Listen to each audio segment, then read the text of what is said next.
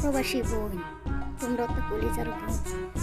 বাপের যদি জমিদারি থাকতো থেকে দূর প্রবাসে ছোটো ছোটো মাসুম বাচ্চা রেখে আসতা না রে বোন। সেই বোনই তোমরা কেন ছোটো ছোটো ভাইগুলোরে কামলা বলে গাড়ি দাও? তোমাদেরকে একটু কষ্ট লাগে না?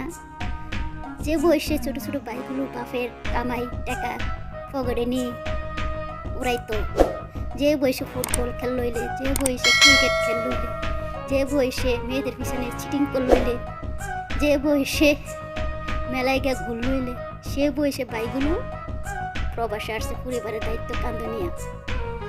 বাইরা কত দায়িত্বশীল হয়ে গেছে সেই ছোট্ট বাইগুলো, যে বাইগুলো আমার বলতো আরে 5 টাকা দিবি চকলেট কেটাম, আর সে বাইগুলোই লাখ লাখ টাকা কামাই করতেছে। তার জন্য রে বোনে, প্রবাসী বাইগুলোর তোরা কামলা বলস, কষ্ট লাগে না?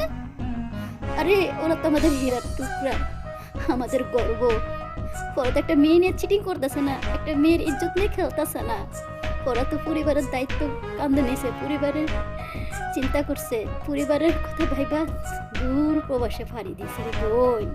সরো বড় কষ্ট রে বোন, সারাদিন কাজ করে রুমে ফিরে ফিরে নিজেরা রান্না করে কাপড় ধোয়, তারপরে একটু অনলাইনে ঢুকে একটু আনন্দ ফুর্তি করে সবাই লোকে মজা করে। তোরা কেন কামলা কোস? ওদেরকে আরও স্যালুট দিবি, স্যালুট, জানে ওরা আমাদের দেশের গর্ব, আমাদের আনন্দ, আমার হীরার টুকরা একটা ভাই।